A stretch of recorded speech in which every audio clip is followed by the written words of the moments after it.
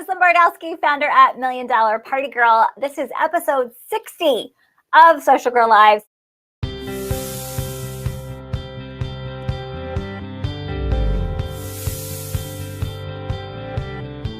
So 60th episode, we had to do something super duper awesome. So I am bringing in my besties, my gal pals, for a special attraction marketing panel. Yes, we've got all the secrets and of course, fun speech bubble signs, which I highly recommend, by the way, for your Facebook Live broadcast. They're cute. So my first guest, you guys probably all know her. I love her. She's amazing. She is a social media expert for direct sales. She comes from the field like me. She built an amazing downline, built to the highest level of her direct sales company, and then went into the corporate side. And now she's a keynote speaker and a best-selling author. So please say hello to Karen Clark. Hey, everybody. Hey, Lynn. Hello. And I already told Karen she's looking beautiful in purple. Oh, thank you. Because we usually see you in blue. So is this a new branding color? Well, I had the jewelry and I was like, I need to get a dress that matches my jewelry. So I thought I'll try this out. So next up is a great friend. We've actually collaborated on a whole bunch of projects together, created the first live stream school for direct sellers, party plan school for direct sellers. She is what I call my techie bestie. She knows how to do all the techie stuff. She's a self-proclaimed nerd girl. So please say hello to Laurie Girardi. Hey, Laurie. Hello, everybody. I'm so excited to be here. And I totally am a nerd. And you know what? Nerd is the new black. So it is cool to be a nerd today. And especially to be a woman in tech, right? Yes. Okay, so before we get into the good stuff, let's identify maybe what might not be working for direct sellers and having the opposite effect of attracting people to them, so they can make some quick fixes, right, to make that happen. So, Laurie, what do you see the most? Because I know you do a lot of coaching with direct sellers. What do you see is like the top thing that direct sellers can be doing or should be doing? Well, so this is a very literal, very go find this and check this box one. But in most cases, most direct sellers are not making sure that their personal profile. So they go right to like business page or group and start doing all this stuff over there, but they haven't taken care of their personal profile where they're building real relationships already. Is go into your privacy settings and say, yes, I want search engines to be able to find me. Basically saying, yeah, I want to be found in a Google search. When somebody searches for me, my name, or my company and my location, so in then the descriptions that you add into your about section, all of that you want Google to crawl it. So that is the easiest, quickest, first thing that you can do. And then from there, of course, there's a whole bunch more. That's a pretty big secret that a lot of people don't know about. So it's in settings, and once they go to settings on their settings, profile. Privacy, and it's the last choice down on the bottom. Okay. All right. Don't do that yet because we want you guys to start making a list. And this will be available for replay, so you can go back. All right, Karen. What is a easy fix that you see happening? Well, all right. Well, I'm going to just say what not to do. And I would really love it. It would help uplift your own business, the reputation of your company, the reputation of the direct selling industry, if you would stop thinking about social media as a push method of marketing and more of this attraction marketing. So it's not so I always like to tell people, look at what you would do offline and do that online. You wouldn't necessarily go to a networking meeting and collect everybody's cards and then start spamming them. I mean, I'm hoping you're not doing that, but people do that online. So don't go, add 20 friends a day and then immediately private message them about your opportunity. Don't add 20 people a day to your group, your VIP customers. They're not VIPs if you don't even know them, right? And they have no experience of you. So think about how you can be the kind of person that others will want to interact with by posting things that are keyword rich and search engine friendly, and also are kind of setting the bar for the professionalism that you have in your business so that people want to be around you. They want to look for your posts. They want to read. They want to get the notifications. They want to participate in your conversations. So think of it more as, how can I serve people instead of selling? Because serving really does sell in the long run. Absolutely. And you know what? There's so much misinformation and just bad information out there that I feel like direct sellers are following, not really thinking of the consequences. And at the end of the day, listen to your own gut. If it feels icky to you, then just because somebody said, start friend requesting 10 people a day doesn't mean it's a good idea, right? It's that golden rule: treat others the way you want to be treated. Like, really, does this make sense? Would I like it if somebody was even offline? Would you want somebody calling you 3 times a day telling you about their business? You block them. And we don't want to get blocked. We don't want to get hidden. We don't want to get reported. We don't want to get ignored, because all of those things lower your visibility in the newsfeed algorithm.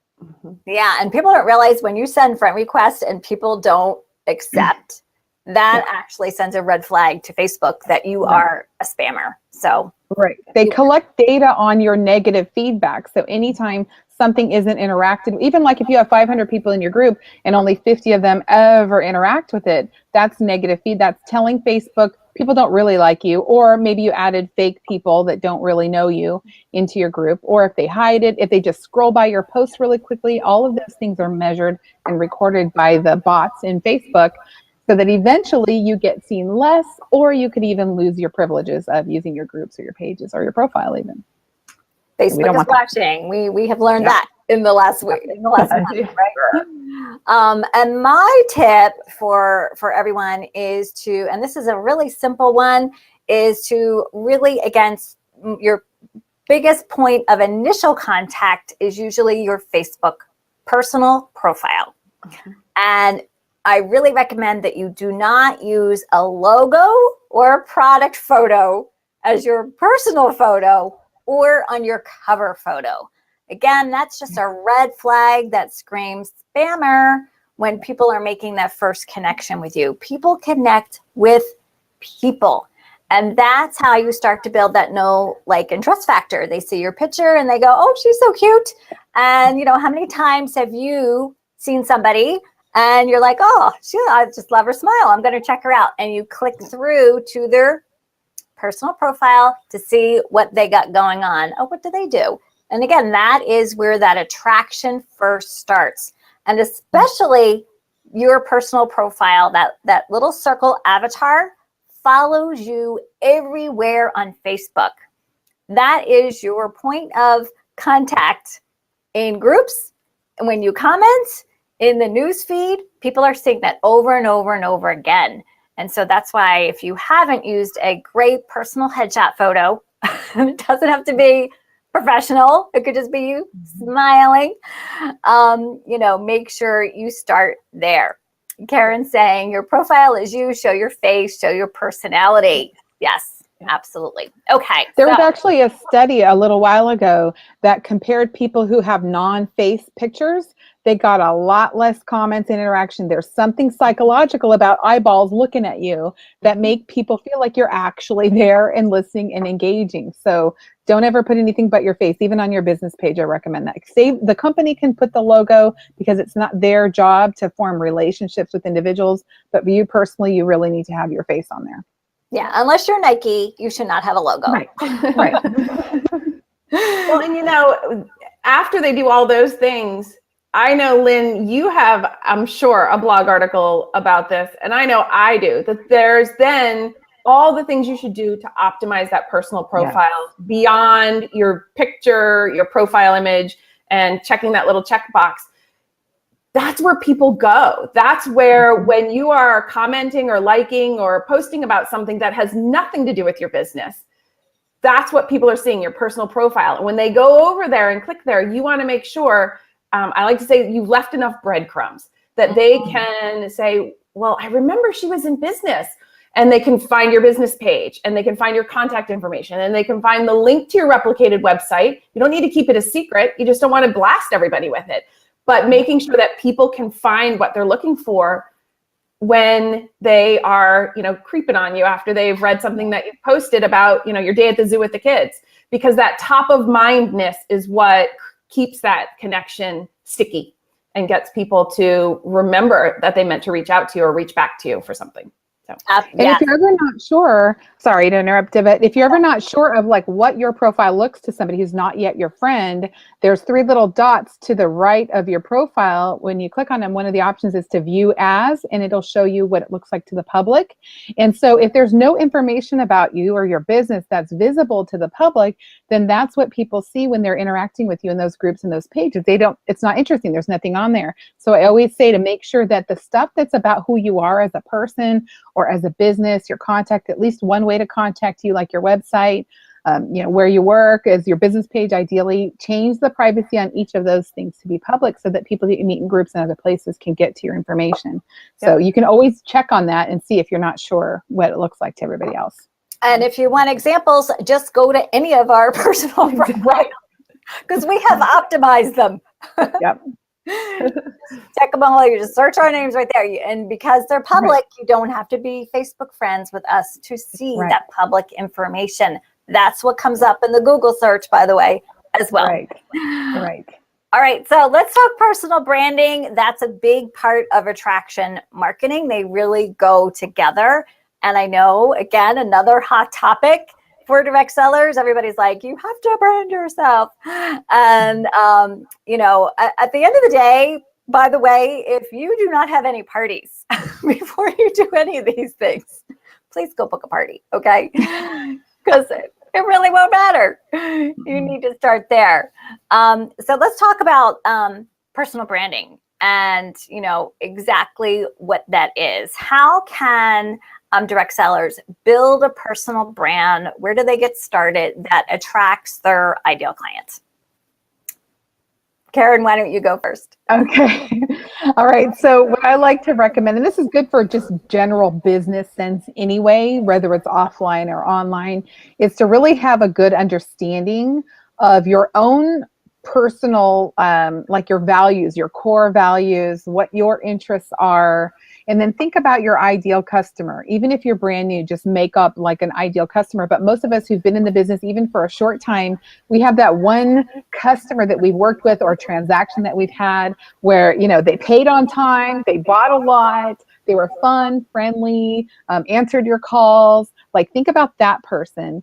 And then really, like, take a piece of paper out and write out what are her attributes? What is she interested in? You can make some of this up because you don't really know everything, but like, what kind of brands does she follow? What shows does she watch? Where does she go on vacation? Like, describe that person inside and out. And then what you're going to do is have that person, it's keeping your audience in mind in everything that you do. So when you're thinking of what to post on social media, you are posting to that person. It's as if you're talking to her because you already know she loves your stuff. She's going to host a party or she might join your team. Like, you call her, whatever you make up a name for her. Draw her out if you want to, but imagine that you're always speaking to her and serving whatever her needs or her interests are in the hopes that she will also consider you somebody awesome that she'd like to refer people to, or she'll be interacting with you more. And that can kind of give you a guideline. And so your personal brand is usually going to end up being somebody kind of like you, who's your ideal customer. We tend to attract people who are very similar to us. Not in everything. You might have some things where you're different on, what team you wrote for or politics or something like that. But overall, that's kind of how it goes. So when you're doing that, so think about like, what are her favorite colors? Or, what kind does she like, the soft feminine stuff? Or is she more like edgy, right? So think about all of those kinds of things and then gear your presence online toward that person. And then also think about what kinds of things is she Googling around my topic? So, if I sell jewelry, she might be saying, what am I going to wear? Hey Siri, what can I wear to a wedding that goes with a pink dress? And so you might have a post, here's some ideas for jewelry that you could wear to a wedding.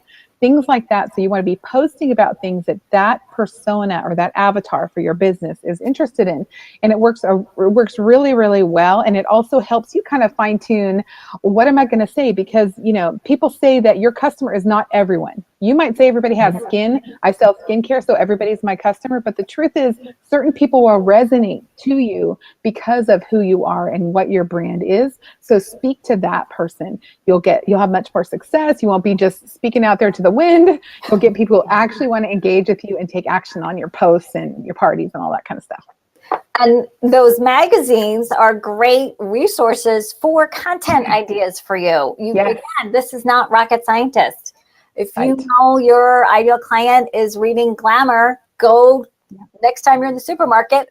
You don't even have to buy Exactly. the magazine. You can just take a screenshot of the cover. Right. What are they talking about? Those are obviously hot topics. They've already done the research. That can then give you, great ideas for content that your customers might love. To thank both Karen and Laurie, go over to their business page and leave a review. Let everybody know how amazing they are, because I know that they gave up a lot of their time and a lot of valuable information for everybody tonight. So make sure you guys give them a shout out. And me too.